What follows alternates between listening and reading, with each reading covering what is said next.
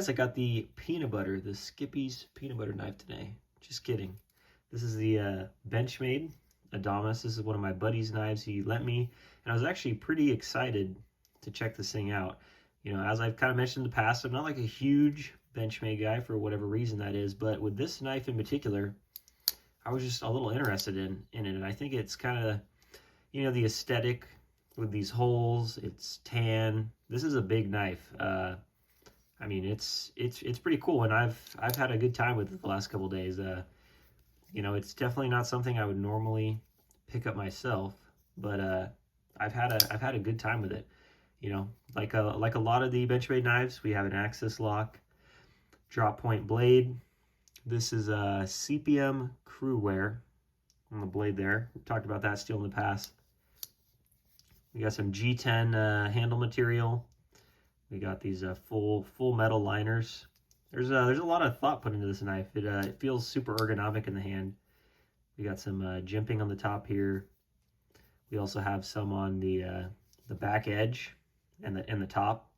And what that really kind of tells me about this knife is, you know, they're kind of building this with the tactical market in mind. They do have like a number of fixed blades on their website that are also the Adamas series. They also have some automatic knives, so that's kind of just showing me that, you know, this is a popular knife because they have so many models in it, and then also the fact that, you know, if you go on their website, it's all listed under the tactical tag or whatnot.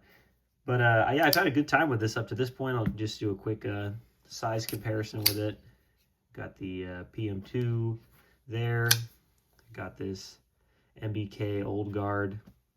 I mean, this is a big beefy knife. I'll be honest, this is probably one of the biggest folders I've ever held in my hand. I think it kind of reminds me of maybe like the Cold Steel 8010 or something, just in similar weight and thickness. This is definitely kind of like a duty grade knife. I would even go as far to say. I mean, I would feel pretty comfortable beating on this thing, and I feel like it would hold up. I wouldn't say it's, you know, the most fidgety knife. I mean, it's still fidgety because a lot of Benchmades just are that way because of the axis lock, but I mean, there's a lot of weight with how heavy this blade is. When you're flicking this thing out, I mean, I can just barely reverse flick it there.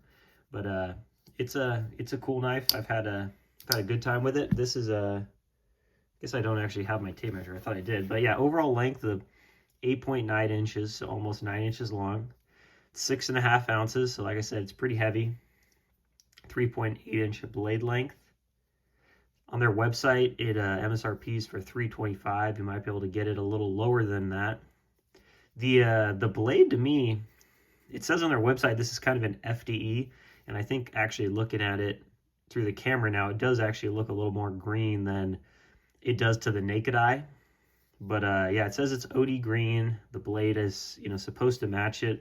I kind of think it looks a little more FDE in person, and that's why I was kind of making the joke with the whole peanut butter knife thing. But yeah, the actual blade itself, this thing is so rigid, so solid. Action's really smooth. I like that. We got a big lanyard hole back here in case you guys are into putting paracord around your knife and stuff like that. It's all tip-up carry, which to me is really the only way to carry, in my opinion.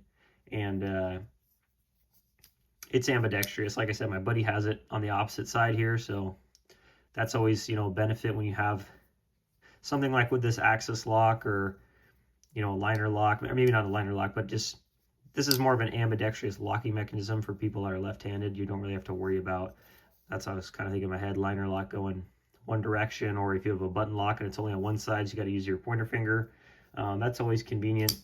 And the pocket clip here is a deep carry pocket clip, and most of the pocket clips from Benchmade, in my experience, are pretty good. I do like them. So that's kind of funny that I don't really have any Benchmades, but I've been thinking about looking at that Ritter Hogue kind of Benchmade Griptilian design knife for the future. Might be interested in picking one of those up. But yeah, this is an awesome option. I think if you want something that's a workhorse, you want something that's going to be super sturdy, fit in your hand. I mean, this thing locks in. We have this edge here on the back, this edge here in the middle, really prevents your hand from slipping either direction. You know, you got that jimping that we already talked about, and some more jimping on the back of the inside edge. Really just sets up to lock into your hand in any position, regardless of how you're going to be holding this thing. But $325 MSRP. If you guys are interested in it, you can go check it out. Might be able to get a little bit of a better deal maybe on Knife Center or Blade HQ than the actual Benchmade website. But I think this is a win. I think this is a win for Benchmade. And if you guys are looking for, you know, a duty hard use knife, this could be a great option. Please like, comment, subscribe, and I will see you guys on the next one. Peace.